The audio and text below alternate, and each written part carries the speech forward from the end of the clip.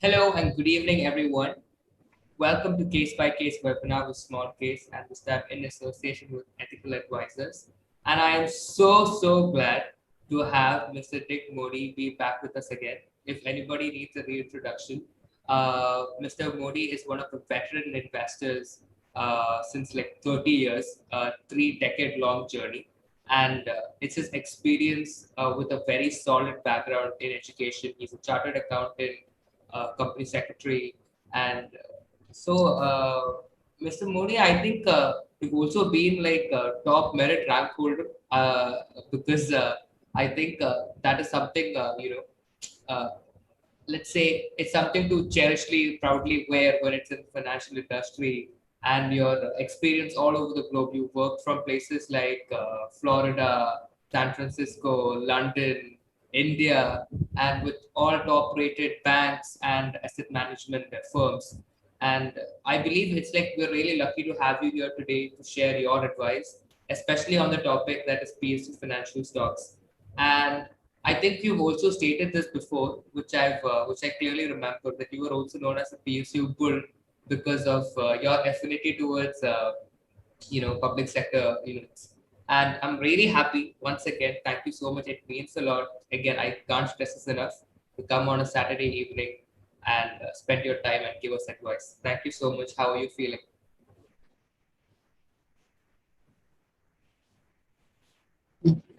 Yes, Abel, it is always a pleasure to associate with you in person, with your team, and also with Small Case. We at Ethical Advisors are really proud to do this third webinar in conjunction with Small Case. And we feel that our knowledge is disseminated to the right audience, which is hungry for ideas, which is also very proactive.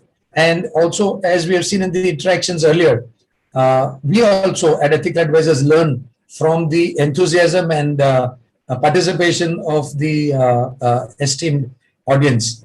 We believe that learning never stops. Learning continues till the last breath that a person is alive. And also, like I said, it's a two-way process. So our webinars are intended to be far away from being monologues and also participative, in nature. So yes, thanks again for giving us this platform. The markets have run its own course. People have had various views, but this year is going to be a very different year compared to 2020. And we are happy to share our thoughts in general, and of course with a topic which is very dear to my heart in terms of value investing, and that is the public sector gems, which are there both in the manufacturing and in the financial space. Got it, got it. So thank you so much once again, and we have a surprise for the viewers as well. Uh, Mr. Modi will be asking a lot of trivia questions in between. So it's like he said, he's not a fan of monologues. He likes the engagement a lot. So be sure that you're really active on your keyboards. Be ready to answer questions. We'll start with a little bit of easy questions, but and then we'll move on to a little more trickier ones. Keep your keyboards ready. We'll also be identifying and giving a shout out to the people who give out the answers first, or the first three winners, and they'll be also declared on the chat. So keep your keyboards ready. And Mr. Modi, the floor is yours. Thank you so much. So, dear friends, like I said, interaction and participation starts with question and answers.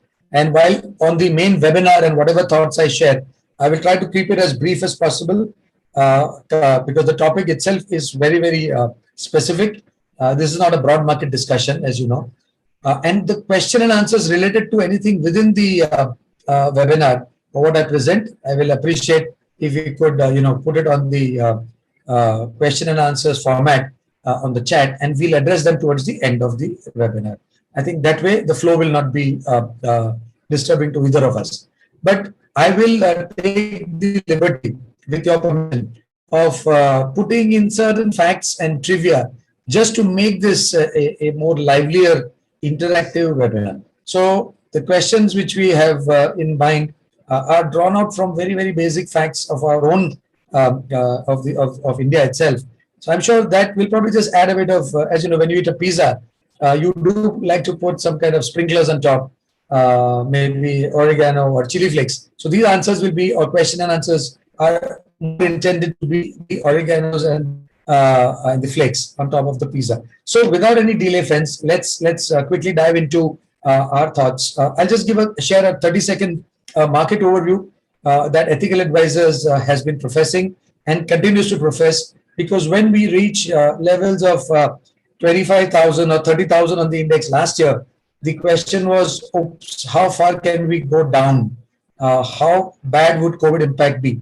This year, ironically, in less than 11 months, the questions are exactly the opposite at the top down level. The first question, the obvious question is, how far from here will the market go? We at Ethical Advisors are actually market agnostic. We do have to, of course, pick winners within the various strategies and portfolios that we have. Our belief is that money never sleeps at whatever index level you are. And also, we believe that at any point in time, you have to have winners in your portfolio and minimize the losses. So, with that background, the short answer is we're still very constructive on the broad rally in global markets. India also is a key beneficiary of that. And I have absolutely no qualms in accepting the fact that fundamentals and liquidity go hand in hand. There's no point blaming either of those when your call goes wrong. So when our call goes wrong, we typically blame ourselves, not any market liquidity, etc. Yes, liquidity, again, we think it will remain positive. Because it's a very simplistic answer and you may or may not agree.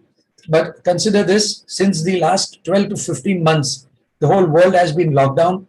Consumer spending has been at probably multi-decade lows. Forget leisure, forget foreign travel, forget domestic travel. Even lockdowns in various continents, now latest including India, have meant that while earnings have been kind of hit from a business perspective, the bigger positive I see of the lockdown is that cash has piled up with all of us. Cash has piled up in the sense that we've not been able to attend or spend, even including functions, weddings, outings, etc. So with this positive macro view, we remain positive, and we feel that sector rotation definitely is something which we should keep a very close eye on.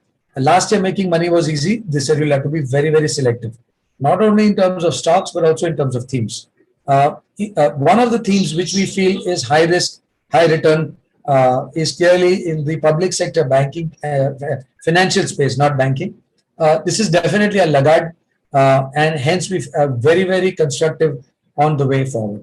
So, guys, I'll quickly dive into our first screen. As you know, the webinar is titled PSU Financial Stocks Down but Not Out. This actually captures the entire essence in terms of what we will be presenting further.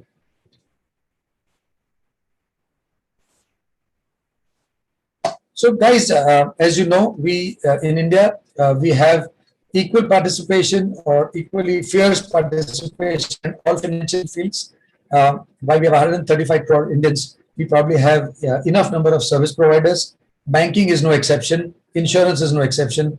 Here is a gist of top players in the public sector space, some of whom are among the top power brands in India, and some of them, of course, globally as well because of their presence. You guys know, I won't waste too much time on this slide. Public sector units versus private enterprises. In the broad scheme of things, public sector units are those where any central or state government has a controlling stake, which means they have more than 50% shareholding. Typically, the management is also, conducted the day-to-day operations by the appointed nominees and the managing director, etc. There is a different compensation structure in PSUs versus privates, and hence, to that extent, it also leads to its own disadvantages. The core nature of the business, however, does not change because the owner is different. Yes, the profitability definitely is a direct function of the ownership and management. So what we're trying to impress is that all things being equal, the intrinsic value of the business should be the same, whether it's a private or a public sector unit, barring periods of distress, which either of which could go through. Rolling back 1,000 years, maybe more, just to understand why did public sector come into existence in India, or put it the other way, what was the reason for the government of India to run businesses versus its primary role of governing the country? Well, ancient India was a land of wealth and prosperity, as we know. And if you go back to not thousand, but even more years back, multiple foreign invasions and centuries of loot and plunder left India bereft of all the material riches. So, what was once a Sone ki Chidiya actually became very, very impoverished because of external aggression. Of course, come 1947, we got our independence, but we had the economy was in tatters. 200 years of loot and 200 years of oppression, followed by the partition of India, which was a huge, huge global event, a negative one to that. Wars and famines, wars with, of course, our neighboring countries, and famine in the 50s and 60s added to that cauldron of worries. In that backdrop, India had to embark on a path of rapid urbanization, but because of the private sector, which always was vibrant, the Birlas, the Tatas, the Goenkas were always there, the Kirloskars, but private sector capital was not sufficient to fulfill the rapid urbanization needs of the industrialization needs of the government. Government had to promote or take over businesses. This is the first leg of entry of government into businesses. It didn't happen directly with banks, it happened with manufacturing companies as well. Specifically in the banking sector, as you know, in 1949, we had the Banking Regulation Act passed. That's 2 years after independence. Prior to that, several private banks operated. I'm sure you guys know that prior to 1949, we had banks like the Bank of Bengal, the Bank of Bombay, Bank of Madras. These were banks which in the pre-independence era under the British used to operate. But come independence, for a variety of reasons, they were nationalized and the Banking Regulation Act was passed. 1969 to 1991, 20 more banks were nationalized. So the saga which started post-independence continued. And government then became a very, very dominant player in the banking sector. Their reasons were to improve efficiency, regulate activities, and clearly aid backward areas, including agriculture. Clearly, if the bank was run solely for profit, they didn't have any social obligations. So some of you who have probably tracked banks for the last 20, 30 years would know that banks have priority sector obligations imposed. Of course, as you know, RBI was also formed, the Reserve Bank of India, and the post-independence era also kicked off in the banking sector.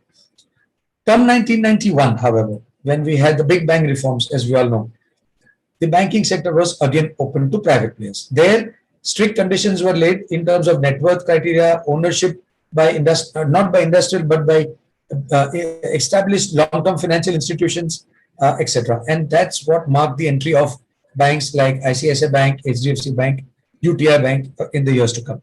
So this is a brief backdrop in the why the government got involved in banking. So friends, if you look at just the last 20 years, we see distinct trend where initially when the private banks came in, they were seen as insignificant players. The moat that the PSU banks had created of the huge branch network all over India for the last 40, 50 years at that time was seen as a big deterrent. And everybody, most of us, were even doubting that whether private sector banks will even survive post the first 5 years. History has proven us wrong to that extent, whoever had doubted this theory. And if you look at the first box, public sector banks which commanded more than 80% of the deposits, the rest being, of course, cooperative banks, foreign banks, etc., that dropped to a massively low 65% by 2020. So there was a huge market share loss. And you look at the light blue column in the first box, private sector banks' market share in deposits went from 12.5% to 30.5%. I mean, that was humongous. Now, remember, this is percentage market share. The market itself had grown tremendously by that time. So, private sector banks in the last 20 years have really, really been aggressive and have been accepted. And of course, at this point in time, when we go to the future slides, we will see what market perception about these private banks are. If you look at the right hand box, similar picture, similar story. In the loans market share, same drop from 79 to close to 60% for the state-owned banks, whereas private banks grew from around 12.5% all the way to 36%. Here again, one will realize, and one will have probably witnessed it yourself, that consumer loans has a major role to play. So, friends, what happened, what went wrong, what went right for some, what went wrong for the others. We will discuss after our first two teaser questions, which I will throw open to the Elite audience. If you guys are ready, I will just give you a question. Please post your answers in the chat, and we will try and pick it up and see who's got the fastest finger there. So, friends, quick question from my side. The oldest bank in India started in somewhere in 1786. Can anyone name that? My earnest request, please don't Google search your answers. Test your brains. And even if it's wrong, just put it in the chat. It's okay. There are no gold medals here. So which is the oldest bank which started in India, and which was it? To make it easy, I'll give you four options. It's the Imperial Bank of India. It's the General Bank of India. It's the Bank of Hindustan or Bank of Maharashtra. We will give you 60 seconds. Without Googling and with all honesty, please put your answers.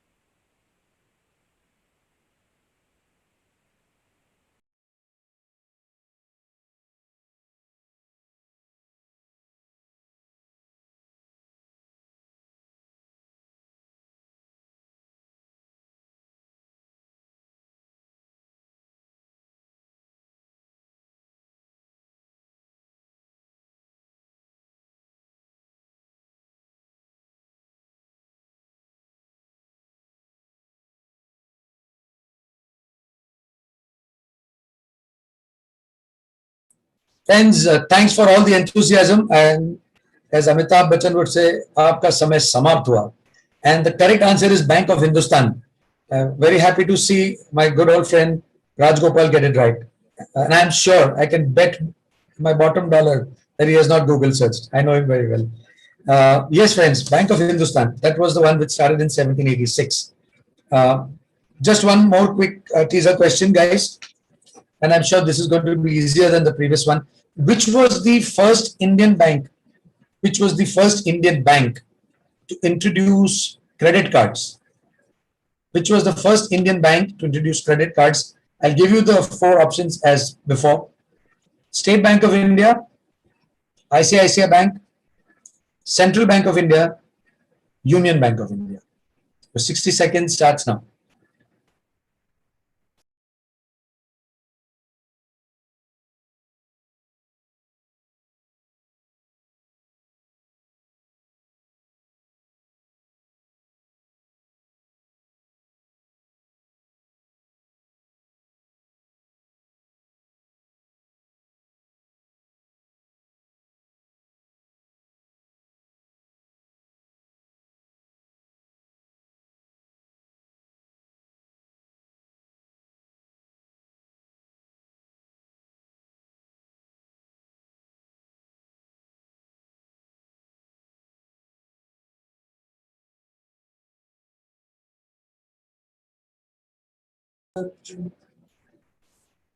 Okay, friends, this one, like I said, was easier, and a lot of you got it right. It was indeed the Central Bank of India, which was the first to introduce credit cards. Bhavin Gala, congratulations, you got it right.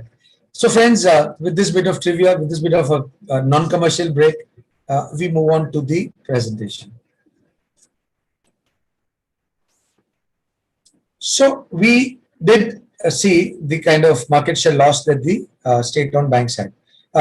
Being part of the Indian system, we have also been part of the change, and we know some of the reasons as to why the state-owned banks lost market share. But let's quickly recap. When the private sector came in, it brought a fresh breath of air. It brought technology. It also brought a lot of customer focus. Earlier the market was kind of polarized in India. It was the state-owned banks, and then you had the high-end foreign banks, which kind of catered to the HNI segment at that time. The bulging Indian middle class was just waiting for that kind of premium service. And I think it was the strategy perfectly, thought out by the new entrants that they wanted to grab that huge mass. As you know, in India, volume game is the key profitability driver. So having kind of mimicked the service functions, the technology features, internet banking, mobile banking, etc., where the private sector was much faster to adopt. They also brought in stuff like premium banking, silver banking, etc. They identified customers where there was special focus given. So because of all these things, clearly it was easy for them to grab market share. It actually helped them get over the biggest drawback which was cited, i.e., bank network. And even when bank branch network was rolled out, they made sure that those branches were of the optimum size. They were manned optimally. The expenses ratios were kept under control, and very strictly the cost to income ratios were observed. So that's the kind of magic that your private sector management, the private sector focus brought in. And clearly, on the other hand, public sector banks, which operated in their environment of competition, initially, ignoring the threat, then recognizing the threat, and third, reacting to the threat. By the time they actually moved, the rabbit had surpassed the hare several kilometers ahead. They had really leapt, and of course, as we all know, as consumers, eventually everybody had to move that way, and public sector banks did catch up. But the bloated high cost to income ratios, slow adaptation of technology, and unfortunately, in the last 10 years, a whole host of scams, willful frauds, etc., weighed as very high NPAs for all the public sector banks. In fact, some of the banks that we actually like as stocks have NPAs, declared and reported NPAs anywhere between 11 and 14% at the gross level. So clearly, it's not a fundamentally comfortable situation for any lender to be in. So what happened? What did these apprehensions lead to? It all resulted in the market capitalization differentials. Immediately, because of growth, because of confidence in management, because of strategy, the private sector banks suddenly became the darlings of the stock market, and state-owned banks' valuations started to stagnate. I'm talking 2000, maybe 5 to 10, 2010 to 12, about 10 years ago. And when the NPA cycle broke out, when the frauds became, and frauds of huge proportions, these were not 5, 10, 15, 20 crore frauds. These ran into thousands of crores. That really shook the bedrock of faith that investors had. Luckily, depositors did not react the same way. And very clear, if you see these three graphs, the orange one is the bank nifty, which is largely PSU, private sector banks, largely. This is the stock price chart from 2004 onwards. The orange one represents private sector banks, largely. The dark blue one represents the Nifty 50. And of course, you see the Nifty PSU bank, which is comprised of all the public sector banks. You can see the performance. You can see the starking difference and how the V shape is opening up, especially after 2014, where the differentials have started to be glaring. Interestingly, it has been now well over 7 years that this gap has continued to widen. I would also ask viewers to pause and take a look at the screen, slightly dated. Look at the period from 2004 to 2008. See how closely all the three indices are bunched. You see, which tells us that while the public sector banks are completely out of flavor today, and for the last 7 years actually, they have also had their times. So maybe in Gully Boys terms, apna time aayega. I don't know. Will PSU bank stocks get that tagline? I don't know. I think they will, but when they will, a lot of people, even 80-90% of my friends still seem to doubt this. So this is the period between 4 and 8. In fact, even after the Lehman crisis, if you see all the way up to 9, all the way up to 11, they have by and large, or maybe up to 10, they have kind of moved in tandem. There was no great differential. There was no starking differential between whether you owned an SBI which fell or an HDFC Bank which fell. I mean, people were agnostic. The market was agnostic. It was more a macro sell-off that or a macro rise which impacted both together. But come 2012, 13, 14 onwards, the V mouth has started opening on the chart. As you can see, the private sector banks have only gone one way, and the public sector stocks have only gone the other way. So this is where we stand right now. Nifty is at all-time high. Nifty Bank is at all-time high. Many indices are at kissing all-time highs, but our poor brethren, the Nifty PSU Bank is languishing. So, friends, this is where we take another quick, brief stop and we go into our quiz section. This is now got to do with our own Indian ministry, finance ministry, etc. And I will pose two questions here again. Uh, the first, and of course, as usual, you have to put it in the chat box. So you guys have 60 seconds to do that. My first question is, which Indian finance minister holds the dubious distinction of being fired from office not once but twice? I'll repeat. Which Indian finance minister holds the dubious distinction of being fired twice from his office during different tenures? Time starts now. Kindly put your answers in the chat.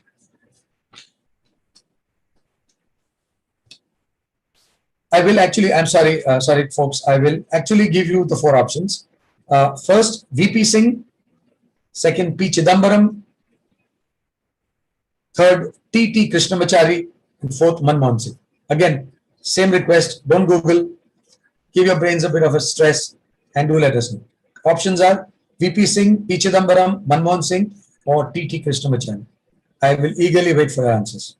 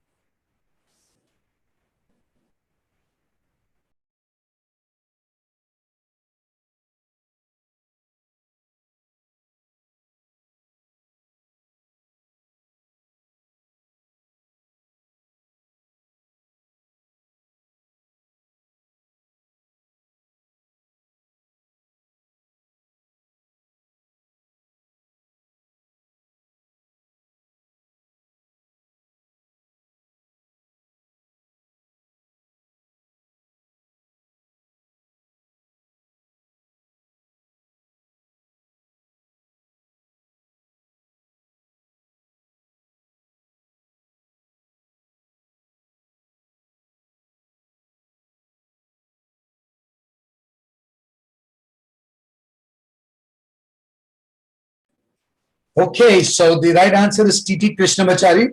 He was fired twice, once for an act which he did not do, but he had to take the blame, and second time because he disagreed with the then Prime Minister. So it was T. Krishnamachari. Again, Rajgopal has got it right. And simultaneously, Huzifa and, sorry, what was that one? Jyotinath. Congratulations, guys. Well done. As a similar corollary, I will ask you the names of any two Indian prime ministers who, at some point of time or the other, also held the finance portfolio. I will not give any options here because it's a direct question. Name any two Indian prime ministers who also held the finance portfolio at some time. Time starts now, and I shall stand by to get your answers.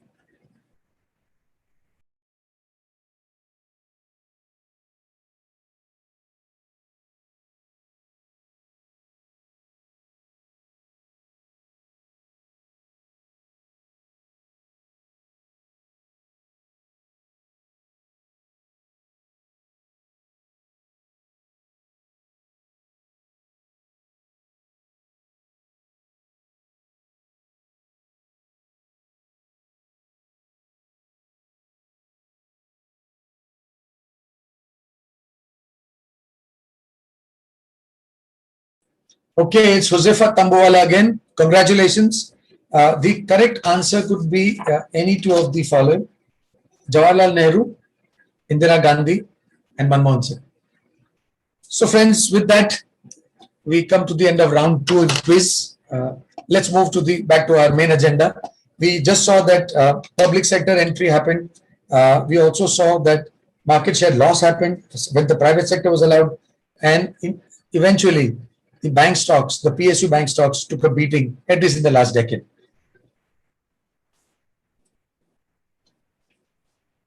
This is a very this I would say this and the next two slides are actually at the heart of our thesis on PSU banks. Friends, take a look at it. I'll pause here. I'll let you guys study the red and the blue and the yellow observations here, and then take you one by one with a 10-second pause. Uh, please look at what we have concluded. And the question is very, very compelling. Are PSU banks now not trading at distressed valuations?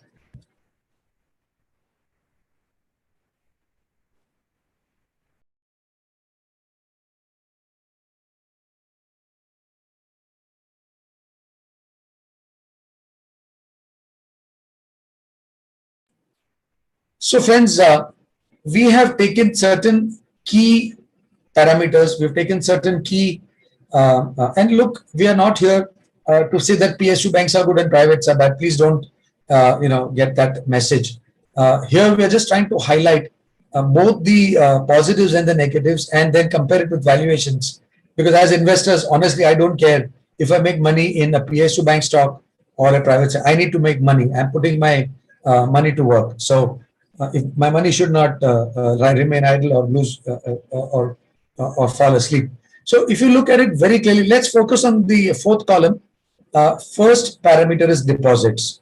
As you can see, the private sector banks now have a deposit base of around 34 lakh crores, whereas the PSU banks have 78 lakh. So if you see the fourth column, private banks deposits with private banks that you and I have kept is 43% or 0.43, almost half of what the PSU banks have.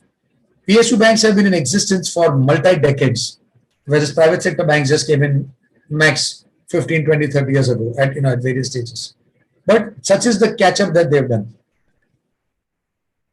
But even today, public sector banks still command a lion's share, a much higher share of deposits. So that is their standing. Likewise, in advances, privates have actually done even better there. Their lending is 0.56, so of what the PSUs are. So what they've done is, while the privates have caught up, and that's in the valuations, what we are arguing is that the PSU banks are there and they've lost market share, but they are still a very, very relevant and meaningful part of the economy. Of course, private sector. Now go to the last column of observations and let's start from there. The private sector banks clearly have better net interest margins. The average for private banks is 4.5. The range could be anywhere between 3.7 to 4.8, depending on which quarter you take. This is a broad average. The public sector banks are struggling around 2.3. So that is a very, very big determinant. Net interest margin, friends, takes only into account the it's like a gross margin in any business. So there is a net interest margin. This is not net profit margin for that matter. Go one step further down. When you look at net non-performing assets, that is bad loans, that's where the pain is. Public sector banks fare very poorly. They 10% of their overall book which they have lent is classified as gross NPA. This is an average again. As I said, there are certain banks which have almost 13-14% as gross NPAs. As you also know, RBI has constantly been tightening the norms, which means that the disclosure levels are definitely much better than in some of the other countries. So RBI as an institution is extremely astute. It's probably one of the best managed institutions in the world. And as a regulator, they have kept a very, very close eye on the financial system. So even if it hurts the public sector banks to declare more NPAs, they've only tightened the norms to get as fair a picture to deposit as an investor. So now look at the differential. Private banks gross NPA close to 3%, and that also is post ILFS, post DHFL debacle. In the last 2-3 years, there have been several bond, there was corporate bond defaults, etc. Otherwise, they were sub 2%, whereas the PSU banks are at 10. At the net level, which tells us it's a slightly better picture. Uh, the provisioning is extremely good with the private banks. So the net NPA is still at 1%, but it has not been bad for the PSUs. They have provided for as much as 6%. So the net NPAs are 4. So again, that's the kind of, I would say, a bit of a green shoot out here. Now comes the interesting part. The market cap of private banks. See the last column. The market cap of private banks, however, is 3 times that of public sector banks. You see, 21 lakh crore versus 6.7 lakh crore. I mean, that's how beaten down, that's how ignored, that's how cheap. We're talking value here, so let's focus on that. When you compare market cap to deposits, that is a ratio which essentially financial sector analysts use. When you look at market cap to deposits, which means how much is the market value be compared to the deposit base I have. It is a staggering 62% for private banks as a group and just 9% for the state-owned banks. I mean, it's pretty clear if you look in the third column itself, a deposit base of 78.5 lakh crore and market capitalization of all the public sector bank stocks is just 6,71,000 crore. I cannot stress more on value than this number itself. Feel free to take a screenshot because this is a lot of data mining and digging done by a research team to get these facts out. Last para, similar situation. You look at price to book value. Banks the world over are one of the easiest parameters to value a bank is on price to book value. The private banks are commanding a price to book value of almost 3.6, whereas the state-owned banks are much below book value. So the premium that the private banks which they trade at can be justified, but the discount, in my view, seems to be unfair. Now, friends, you'll also be happy to note, or you probably know, that some of the upcoming non-banking financial companies are trading at price to books close to 8, 9, or 10 in the peak times. They fell to 4 and have again gone back. So, very interestingly, while we are talking banks, I'm digressing a little. A very interesting development has happened again in the last 10, 12, 15 years is that certain well-managed industrial groups have taken the NBFC route and founded companies to enter the lending business. Clearly, they are at a disadvantage because unlike banks, they don't have access to deposits, public deposits. So they are classified as companies. So they come under the Companies Act. They are a non-banking finance company, and their main raw material is funds, unlike a manufacturing company. However, yet the restrictions of a manufacturing company in terms of raising deposits as a percentage of their overall liabilities and net worth remains. Despite that, some of them have done a stellar job. And if you know, I mean, I'm sure this elite audience knows that now the top 5 NBFCs, of course, I'm leaving HDFC out. It's been in existence for a long, long time. It is an NBFC with an asset base of almost 7 lakh crore. But you'll be surprised that below this, the other 3-4 NBFCs which suddenly appear with asset bases ranging between 1 lakh crores to 1,60,000 crores or 1,70,000 crores are Bajaj Finance, Mahindra Finance, Shriram Transport Finance. So there another interesting development has happened. I'm not trying to confuse you. I'm just trying to say that when you look at valuations, market gives a premium to growth. Now, whether 8 or 9 times, 10 times price to book is sustainable, whether it stays there or deflates, or whether the PSU banks at 0.66 catch up, I will leave it to your judgment. We are very clear who's headed which way. This is just a breakup. The previous valuation gap was at a macro level, which we had done. We were looking at it as PSU bank group versus private bank as a group. But here we are trying to also highlight within the private banks and within the state-owned banks. Again, I will focus on the top 2 bars, the columns. You look at the top market cap stock in private sector banks is HDFC Bank with a market cap of 8,39,000 crores. This is $115 billion, just for your knowledge. And I'm also happy to say this is HDFC Bank today is the 16th largest bank in the world by market cap. It is just below the likes of Citibank or some of the banks in Australia, Bank of Australia. So this is the kind of rise there. Look at it on the other side. Barring State Bank, which is 3,92,000 crores, look at PNB. PNB, by the way, has the second largest branch network in India. SBI has more than 24,000 branches. PNB has close to 12,000 branches, even after rationalization. Look at the market cap; it's just 48,000 crores. And then as you drop down, you have the likes of Union and UCO and Central, which are anywhere between 18 to 25,000 crores. Now, if I compare it with the deposit base that they have anywhere between 3.5 lakh to 4.5 lakh. One very interesting bank here is Bank of Baroda, whose market cap is just 42,000 crores and it has a deposit base of 10 lakh crores. So this is what I am into say. Then look at the size and where is that? Look at the market cap. So again, just paying attention to the red bars. Uh, three times is what the market capitalization of private versus public banks is. Same with the insurance companies. You have the HDFC Life, etc. That those the market cap of those compared to New India or GIC is 5 times, and also in the housing finance company that's even more glaring. HDFC alone is 10 times the next three, being LIC Housing, PNB, and HUDCO. We're discussing all of this because we're clearly seeing the gap between private and public sector, and that itself is very, very starking.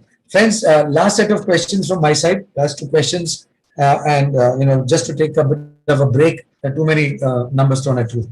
So I'll just ask you a couple of interesting questions, more from the insurance side, to kind of make it more interesting. And then, of course, you can put your answers on the chat. So, friends, can we name the first insurance company in India? Can you take a pick from the next four choices that I will give you? Name India's first insurance company. Your options are Jeevan Akshay Nigam, Royal India Insurance, Bombay Mutual Assurance, or Calcutta Insurance Company. I'll repeat. Your options are Jeevan Akshay Nigam, Royal Insurance Company, Bombay Mutual Assurance Society, or Calcutta Insurance Company. Friends, 60 seconds. I'll take a pause and come back to you.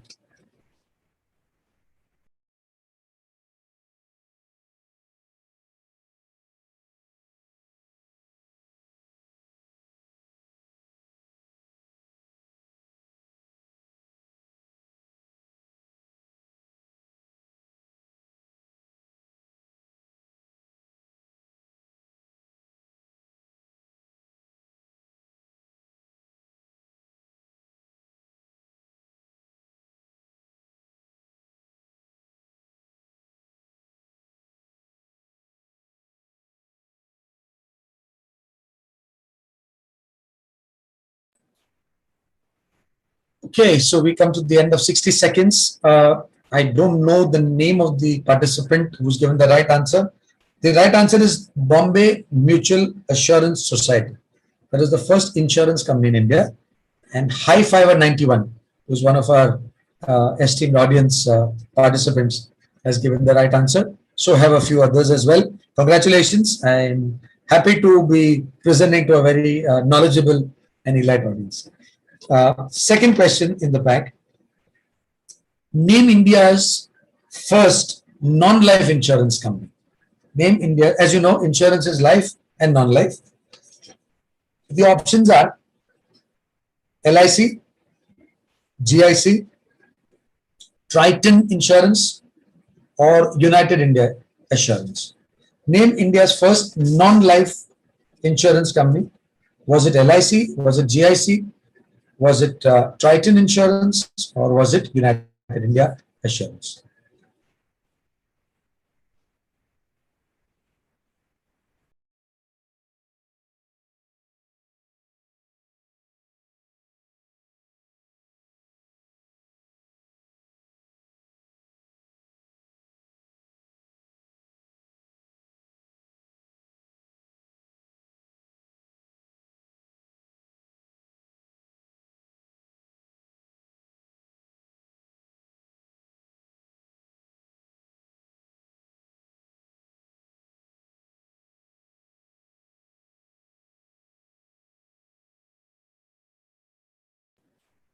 Okay, so High Fiber 91 gets it right again, and I hope nobody has been Googling, so I give it to you. The answer is Triton Insurance, formed in 1850.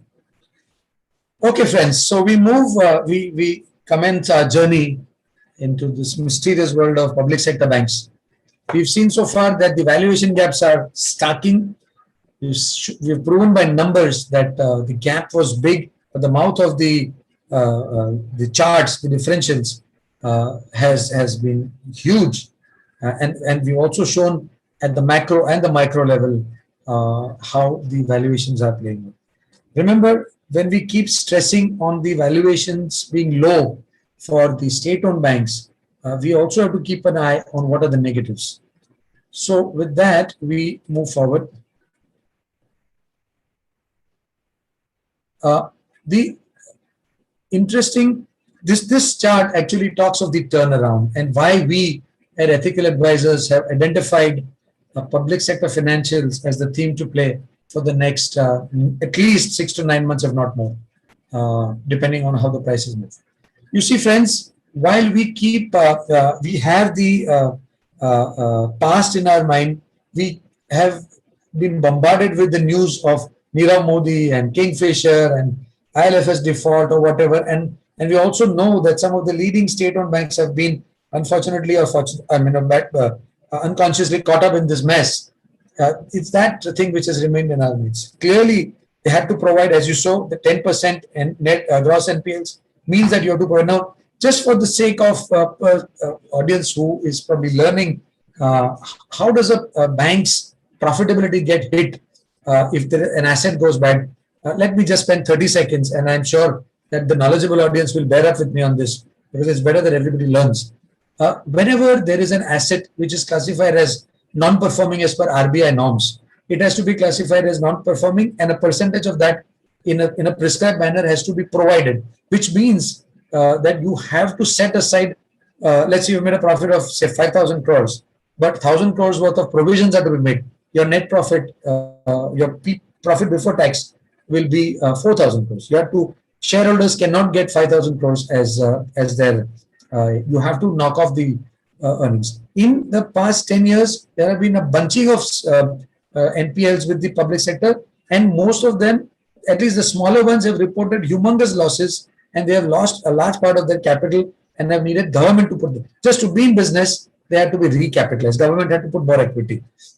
But all that is behind us. If you see very clearly, the public sector banks making a loss was not unheard of. Market became actually immune to it. I mean, they thought that public sector banks can never make a profit. That's because the specter of NPLs was so huge. Also, friends, let me remind you, however, that as per accounting terms, if that bad asset were to come back as a recovery in future years, it actually gets added to your future income. This is the way accounting is done, to present a fair and proper view to investors. Now look at this this graph very, very clearly. This is the sum total of reported profit after tax of all the public sector banks put together, the big, the small, and the medium ones. In the middle of the screen, you have zero, right? You look at the extreme right-hand corner, you have zero. So anything, if you saw that these banks were cumulatively making a loss, at least for the last 10 quarters, if this is a 10-quarter chart. But as you saw, after the 6th quarter, they started making profits. And that value has only steadily been going up. This is green shoots. This is early signs. It could take a bit of a dip. It could take a bit of a knock. But clearly, Ethical Advisors is taking the call and thumping the table that the worst is over in terms of earnings. That the provisions, which, I mean, it's like the darkest part of the earnings hit is over. That is the call we are taking, right or wrong. Time will tell. So once you see, in fact, if you have been tracking financial stocks closely, you would have also seen today itself that Punjab National Bank and Bank of India also came up with their quarterly results. Some time ago, you saw State Bank declaring stellar results. Friends, also appreciate that we are in COVID year. This is not a normal year. And financials, the banks have been also operating, but at limited capacity. The entire industrial credit demand is down. You see, credit growth has been lacking. Yet, public sector banks are reporting profits. So, We are putting common sense and facts together and presenting this picture to you. Finally, the earnings have started coming into positive territory, the net profits. However, looking at it as a, now let's see what is the negatives which still remain. The overhang, stock overhang remains the biggest challenge to re-rating. If some of you who have attended our public sector GEMS webinar last month, we had laid emphasis on this as the, so there's a common malaise anywhere where the government in any company, whether it's a manufacturing company or a bank, the government of India has to raise money by selling bits and pieces of its shareholdings, including in PSU banks.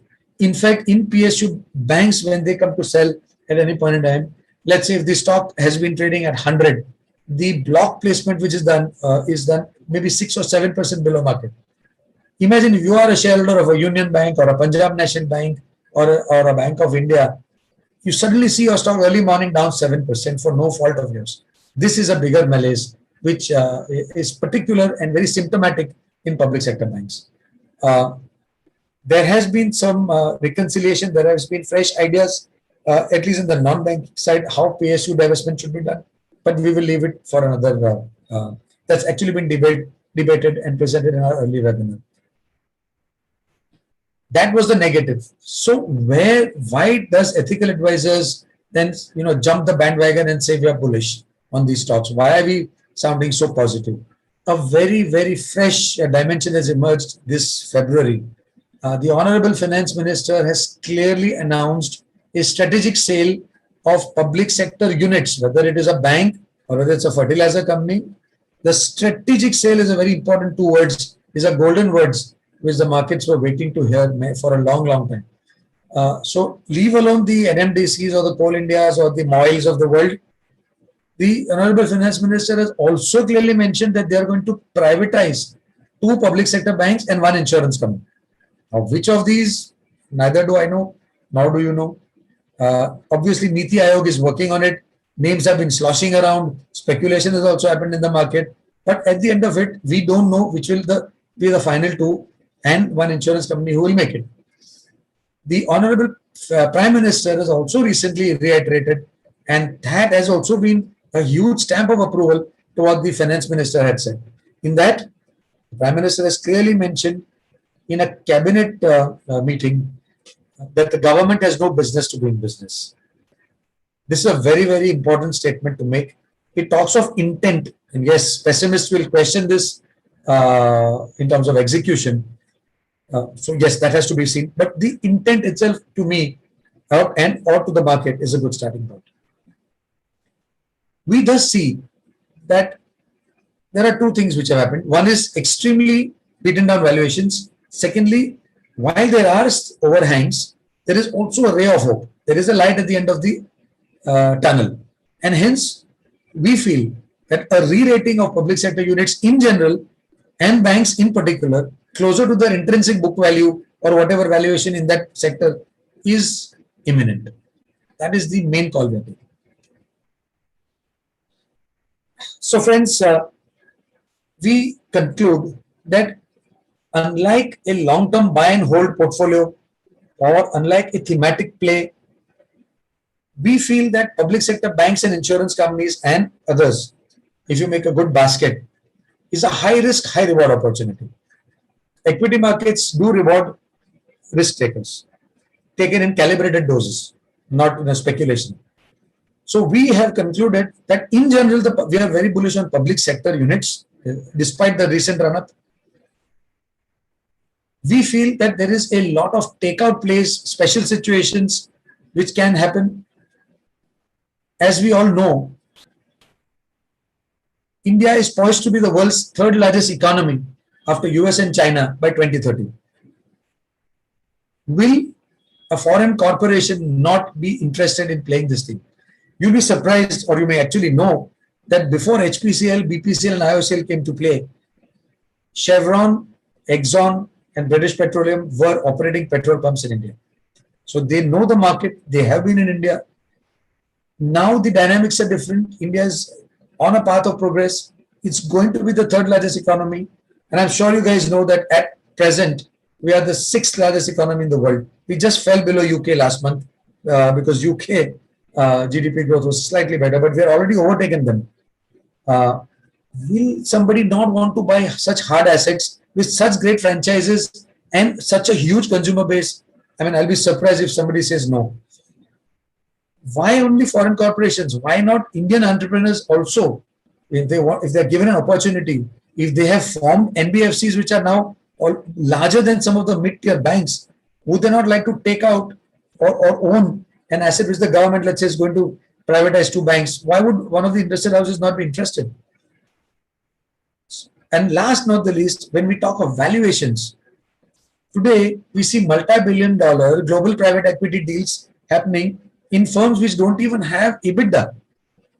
So some of my friends jokingly use that these are happening at price to fantasy ratios. So my question is, why would an existing running business with a fantastic brand equity, only management changes required to get the profitability to closer to private sector levels? Why would somebody not pay a slight premium, take it out and enjoy the cash flows into perpetuity? So these are my thoughts. Of course, we can debate, we can have a good intelligent Q&A, but this is what we are veering to. Friends, it's a very good timing. You probably are smart investors. You probably follow the news flow more than me sometimes. Look at what happened to PNB Housing Finance just literally this week. PNB Housing Finance is a company which is a 30% subsidiary of 32% subsidiary of Punjab National Bank. It is the fourth largest housing finance company in India. Its market cap, even after this move, is less than 14,000 crores. It's about 15,000 crores. But look at the sharp rise. You see that circle, red circle? The stock went from less than 420. In 5 days, it's at 890. All of us have missed this, right? But if we had pre-positioned in a basket of stocks, which we have actually, I'm very proud to say that PNB Housing is a stock we have identified, and it is lying in our financials basket, in the cherry pick financials basket, as one of the plays on valuation which we've taken. Today, all our investors who bought those packs are very, very happy. But again, what would happen? This chart only highlights that there are multiple re-rating triggers for public sector stocks, but the timing is unknown. PNB's move, Carlyle has just increased capital infusion. Carlyle has not taken a fresh take today. Carlyle was in the business for the last 6 years, sitting right next to Punjab National Bank management. But now with increase in capital, there'll be a change of management. Mr. Puri has been brought on board. He's got a 2% stake, if I read it right. He's on the board. And this is what the market is looking for. This is value unlocking. And hence, as investors, we should be in a basket of stocks which can have multiple triggers. And out of those 15, 20 stocks, even if 5 do what PNB Housing has done, my friends, you're home. You're home. Your goals will be met. So to conclude, many re-rating triggers exist. Don't wait. The re-rating triggers could be government stake sale. They could be valuation differentials correcting because the earnings growth itself is going to be better. And that's what the market seems to have sensed. Deep value, so ideal for patient, opportunistic investors, but with high risk appetite. Could be a little frustrating if the next quarter results don't pan out well, but it's fine. Buy the dips is what we say.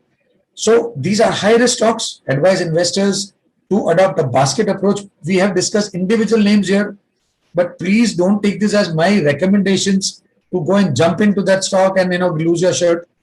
We at Ethical Advisors always believe in diversification of risk, and to that extent, please use either a PSU Bank ETF or intelligent customized products which can meet your goals.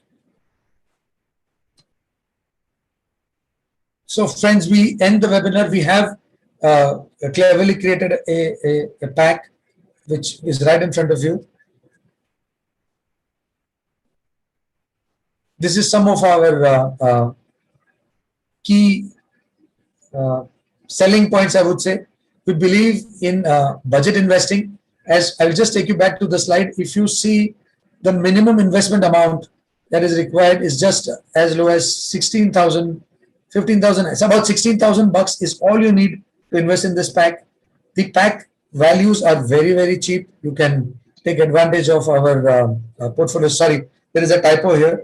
As low as 350 per month, we can share our portfolios with you. And we feel that the Indian markets are at a multi-decadal opportunity. We are very positive on the markets. We are long-term investors, fundamental driven. We have a close view on, we also closely watch price breakouts because we have an expert technical chartist with us.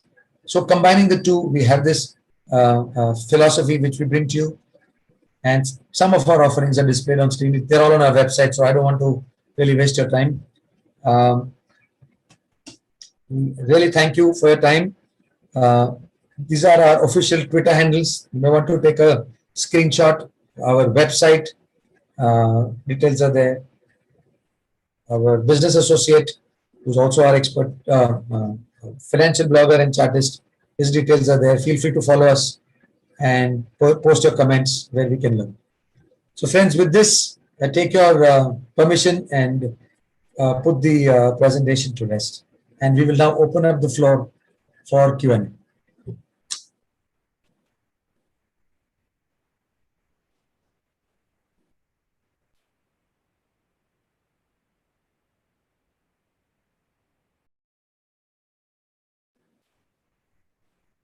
Requesting all participants to post your questions or comments in the chat box.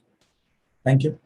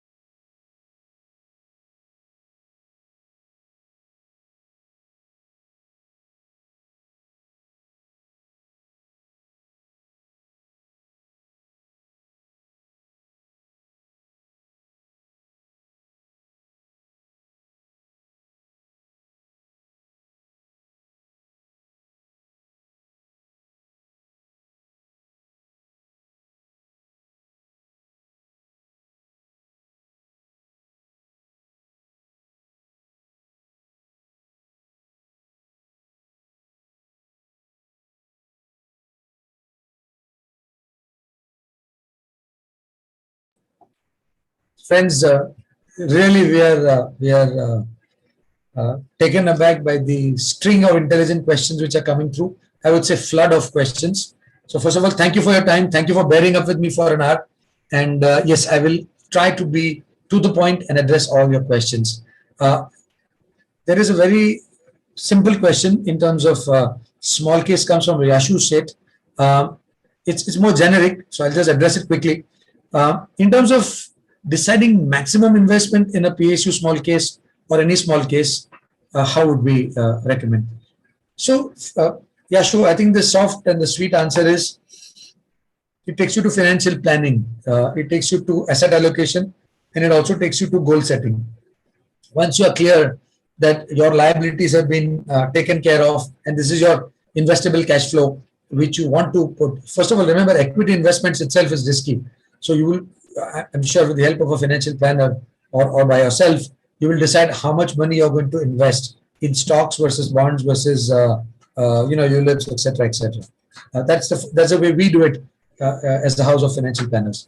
Having decided that, you will clearly see your horizon, what's your time horizon, and then you decide on what to play.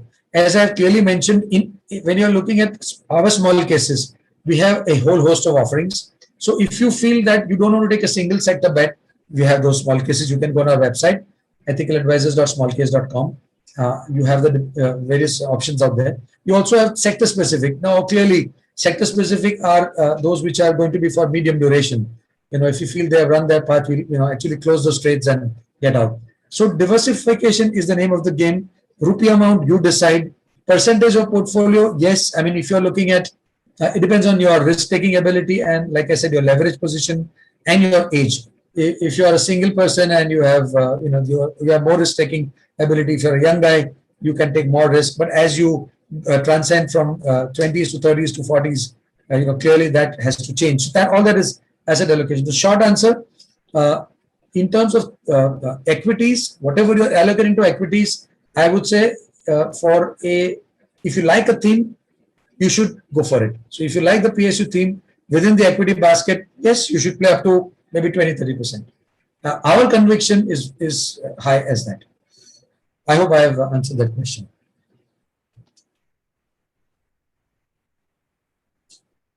Okay. There is a very interesting question. Uh, can we look for, it's from Jyotinath. Can we look forward and guess how to profit in future? I'm presuming you are asking the question that the profit trajectory which the state-owned banks have taken, will it continue? I'm assuming that's your question. So there there are various websites, there are various publicly available reports. You should look at some of the reports done by retail brokers as well. They are freely available on Money Control, etc. And if you have the time, of course, feel free to see what their projections are. Most of the times the analyst as a community gets it right. So are there any PSU bulls out there where they have published research reports? We're talking of a turnaround in banks. See, we have taken a calculated guess. We are doing a, of course, we do our own research, but we're probably a little early bird into this call. And if you want facts and figures at the micro level, I think a good analyst report or 2-3 analyst reports should be able to guide you. Of course, we also have to keep a close track of what's happening on the recoveries front, because that's something which an analyst will never get. So you and I as investors have to think beyond the analyst. While we read the report, we also have to pay special attention to a factor. For example, what happens if Mehul Chokshi gets deported from Jamaica or Antigua or wherever he is? What happens if he's questioned there and out of the 15,000 crores, let's say 5,000 crores are recovered? So all these things, stock markets will not wait for you and me or the analyst to publish that report. So we have to start taking calculated guesses, calls, and keep an eye on valuations before we invest. Question from Bhavin Dala. How do you address labor union issue for a takeover to be successful? What are our views? Okay, so there are going to be certain, it's not going to be like stocks. If an analyst says a stock is at 50 and it's going to 150, it is not going to go to 150 the next day. There will be jags. There will be good times and bad times, but that analyst view is based on a certain set of premises. So here as well, there will be certain issues like labor union. There will be certain issues like retrenchment. There will be certain issues which will come in terms of, if you are not retrenching, there will be a cost for the incoming new management. These are unpredictable. And I'll be very straight. It's not in my or your capacity to even predict those. All I can say is that it's whenever any takeover play happens globally, there are certain specific issues which have to be addressed by the buyer. It could be a bad plant. It could be a remember, if investors will remember well, again digressing from here, that when Sun Pharma took over Ranbaxy, or when United Breweries majority stake was taken by Diageo, initially it looked very good, but a lot of skeletons came out of the cupboard in terms of intercompany loans, which are probably coming out later on, or bad lending, or certain liabilities, etc. So these things are very, very stock specific and very hard to predict. Only thing I can say is that in terms of valuations, look at it anywhere in the world, there is a takeoverer and a takeoveree. A company is grabbing another company. And whenever there is any M&A, trust me, the guy who's taking over, his valuations don't go. Always the market speculation, or whatever you call it, interest comes only in the company which is being taken over. And that's where the broad theme, in line with what the Honorable Finance Minister and the Prime Minister have said, on a very, very loose gut feel, you can easily, conclude that the takeover candidates are definitely a better place to be. So let's say one private sector bank were to be offered a mid-sized bank like a central bank or a union, I would actually place my bets on the company which is being taken over. There's a question on PNB housing, since we spoke about it. Is it justified? Sir, Mr. Balaganeshan, who am I to say whether it's justified or not? All I can say is that re-rating happens when the collective view of the market believes that the earnings potential of a company under a new management or under a private sector management, whatever, even private sector, a poorly run company, when it is taken over by a better company or a better group, the perception, because of the track record of the equity that that group enjoys, changes, and hence the stock gets re-rated. PNB Housing was cheap. It was lying at ridiculous valuations for almost 3, 4, 5 years. It was an ignored stock. And now that the new management is seen coming in, the market is justifying it, not you and me. Will this sustain should be your question. I think that is to be seen in terms of the delivery, that and that can be only after the new management takes over and the new capital which is employed comes into play. But clearly, with the kind of capital raising that PNB Housing Finance is doing, it's a huge inflow. So clearly, the market and the analysts are now working on the numbers, and I think I would veer to the fact that yes, the market is right.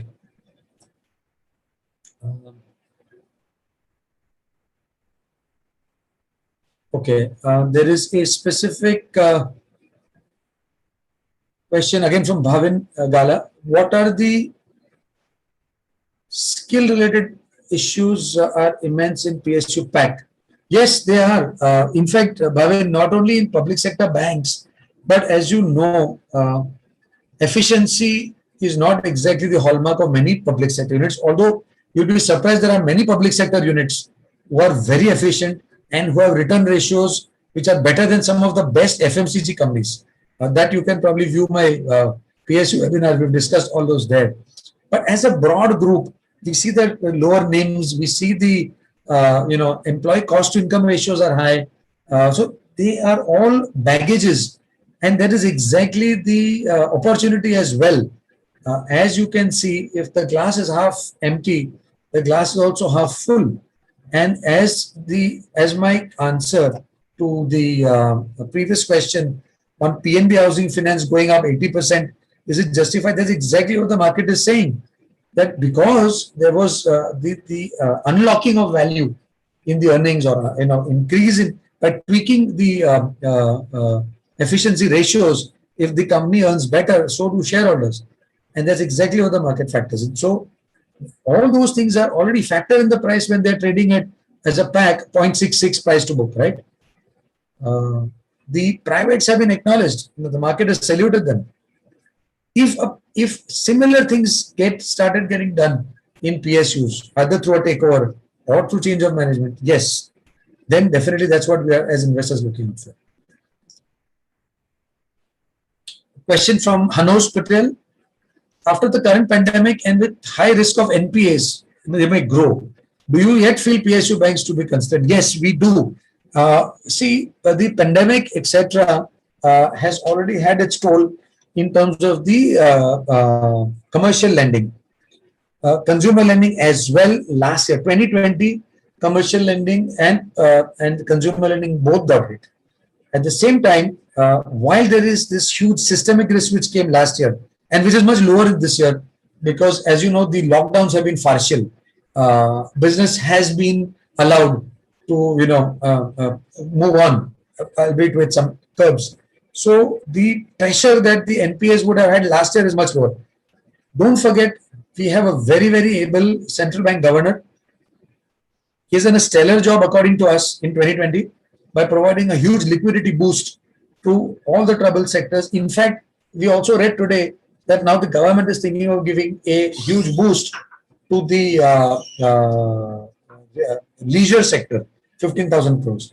So we have, again, to repeat, we have one of the most astute institutions in the world, namely the Reserve Bank of India. And we also have sensible policy making where, unlike the West, we have not thrown open dollars and bags of money at the consumer and expecting him to spend. We have done PLI schemes. We have done, need-based, we've given medicine. We've not, so for example, if the patient was not well, we've not put him on ventilator and given him everything. We've given him need-based medicines as a financial system. And hence, we feel that 2021, overall the market impact because of pandemic will be very low. And the market is definitely drifting higher. But within that, the laggards like the PSU banks will definitely grow. The NPS slippages might happen here and there, but I think it is a much, much comfortable situation than last year. Somebody has asked us for view on PNB for the next 2 to 3 months. I'm sorry, my friend, we don't give individual views. I refer you to our packs. Like I said, we are not a trading firm. We are a fundamental driven firm where we believe in diversifying risks, and hence we will be unable to comment on any single stock. Having said that, I will also point you to the fact that a very interesting angle has come out here. and I would like to discuss this for the benefit of our viewers. Don't forget that SBI has close to 45 or 50% or slightly more in SBI cards, and also in SBI Life. Both of them, SBI cards and SBI Life, today the market cap is close to 1 lakh crore. If I am owning 50%, that means so 1 lakh crore each, which means SBI in sum of parts valuations, if I am a 50% owner as the holding company, that also has to be attributed. So take a look at some of the research reports which you might lay your hands on. See which bank, PNB for example, has a holding in PNB MetLife. So a lot of these have also co-promoted, the public sector banks have co-promoted exchanges like the NSE, CDSL. I don't know if they're holding in CAMS. All these cross holdings are getting listed. They're getting a market value. So over the next 2, 3, 4 years in the medium term, that value unlocking will also happen. So when you value a stock, don't just look at our price to book. Also, please see that, if you're buying a single stock, you study that and its holdings value. There's a question from Nitin Sethi. Most of the PSUs are generally restructuring loans to show profits. Restructuring within the framework allowed by RBI, I think is perfectly fine. And again, when we are talking of valuation differentials, nowhere have we said that this 0.66 will become 3.57 or, they will converge. Even if 0.66 becomes 1.5, friends, your money in PSU bank stocks will triple or quadruple. That's it. Simple. We are not looking at reaching Mount Everest. Let's just reach maybe the top of a small hill here when we are investing in the stocks, and you're home. You'll make 300. We are again not professing that if you buy the pack, you will make this return. It's a disclaimer on a recorded webinar. We are just putting what if scenarios. Devendra Atkar. His question is, CPSE ETF, is it a good choice or is there any other PSU fund to invest in? Nitin, we did our work. In fact, before we introduced this cherry-picked PSU Financials pack ourselves, we were thinking of recommending any ETF to our investor base, both here and abroad. When we deep dived into the composition of the PSU ETF, there are many PSU ETFs for that matter, which mutual funds offer.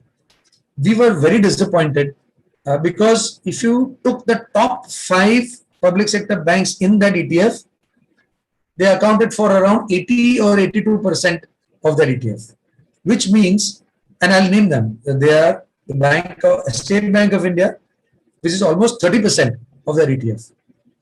Bank of India, Bank of Baroda, Union Bank, and Punjab National Bank.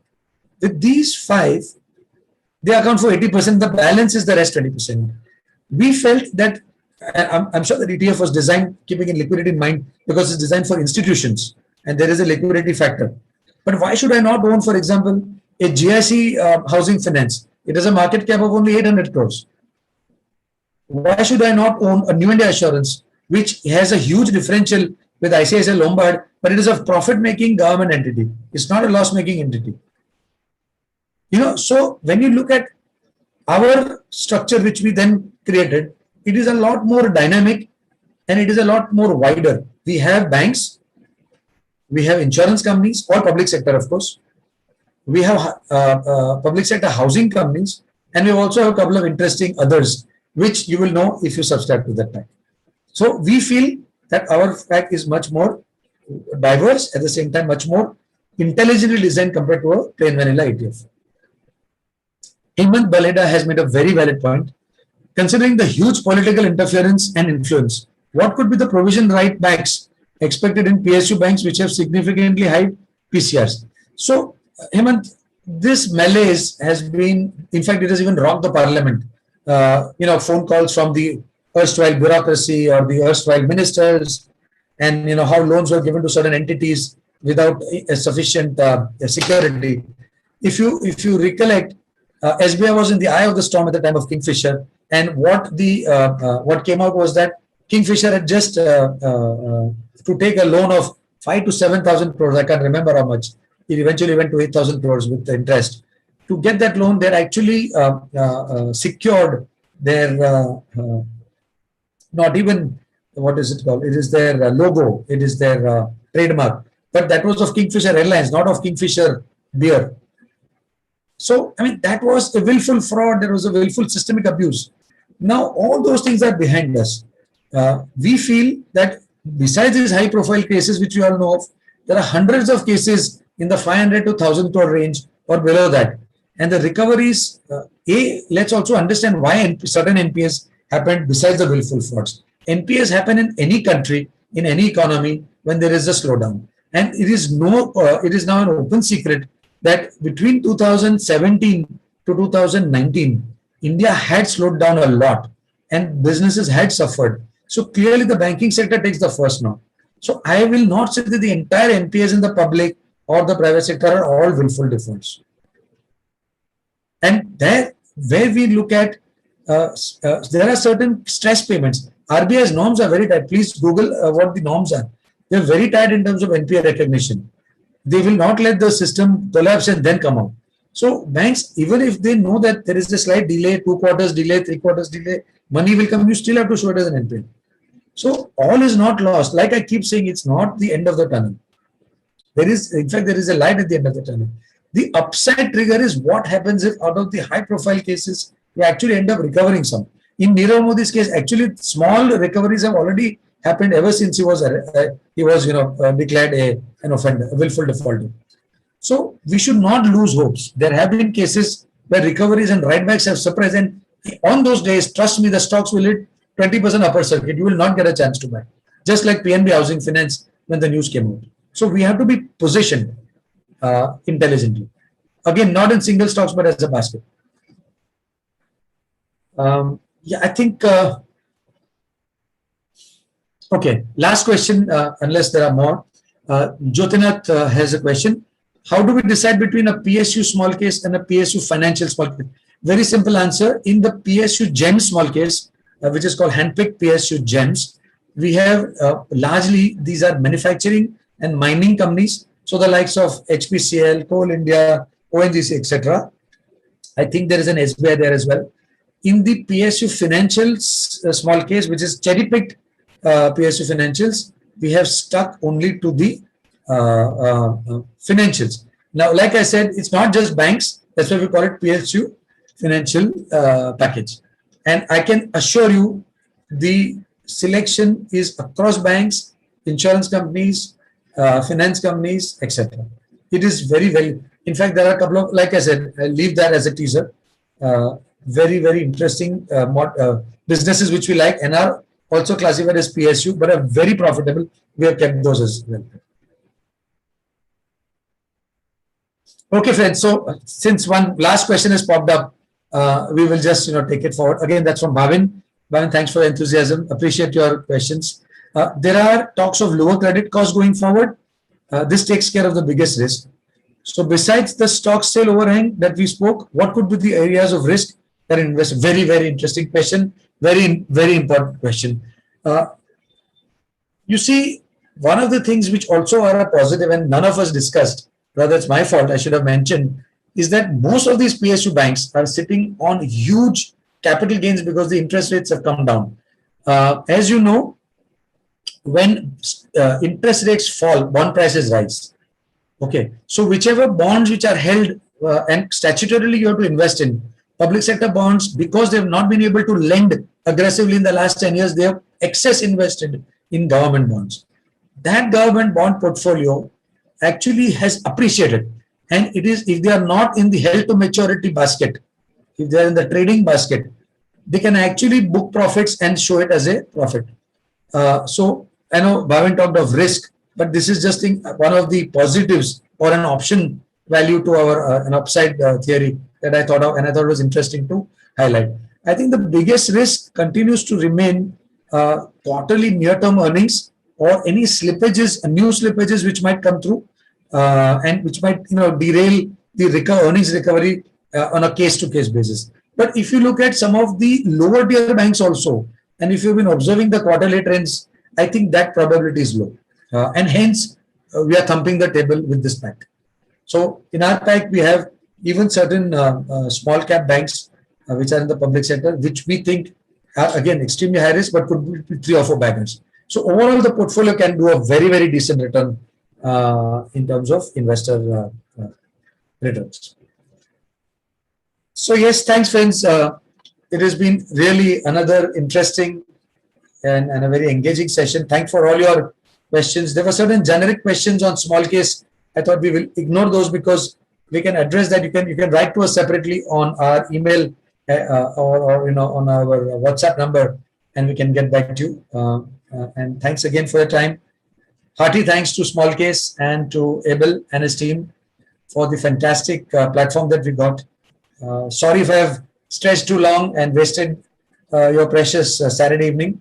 But friends, I take your leave and look forward to more questions. Do get back to us on our Twitter handle or on our website. There is a contact us page, or simply just write to bhm@ethicaladvisors.in or WhatsApp us at 99200 34991 if you have any specific questions. Thanks again. Look forward to meeting you again. Thank you so much, Nick. I mean, I have to say, I think you mentioned if you wasted our time, but I don't think so at all. You have made it more and more worthwhile for us to actually invest our time on a Saturday evening.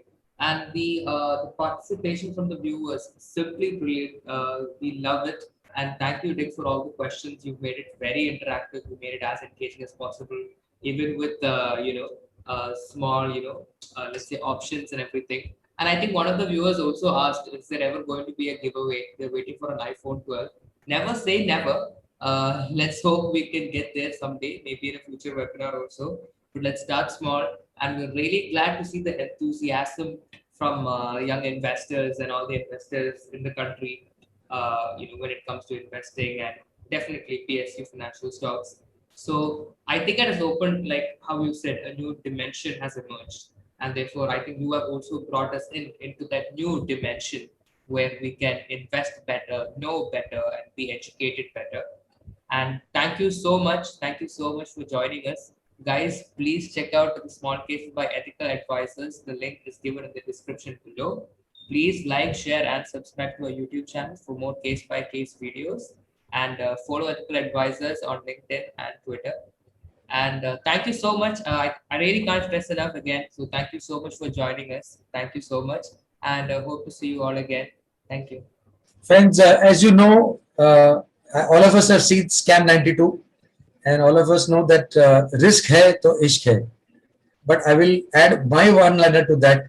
And while people do call us PSU bulls, I must forewarn you that while risk hai to ishq hai, but at the same time, when you take that risk, take it calibrated manner. Make sure that it is not. We have to control our greed and fear. Look at intelligent ways of investing rather than speculating. Yes, it is a lot of thrill in making 100% in a week, but that may be lucky. I mean, I have not had that luck so far. I am a big risk taker, by the way. As I said, very contra calls, PSU, overall PSU basket, PSU financials. So they're very, very out of the box kind of calls. But again, they have to be calibrated. Take the help of an advisor, take the help of a professional. Feel free to write to us if any questions, queries, we are there for you. And I really wish that all of us have a fantastic 2021, both in terms of health, stay safe, and also prosper. Thank you, so much. Thank you so much, Nick. I think we should all add that to our tagline. Risk hai to ishq hai, but the risk should be in a calibrated manner. Thank you so much, Nick. And thank you, audience. We'll see you again next week for another case by case webinar. Till then, tune in. Stay amazing. Bye.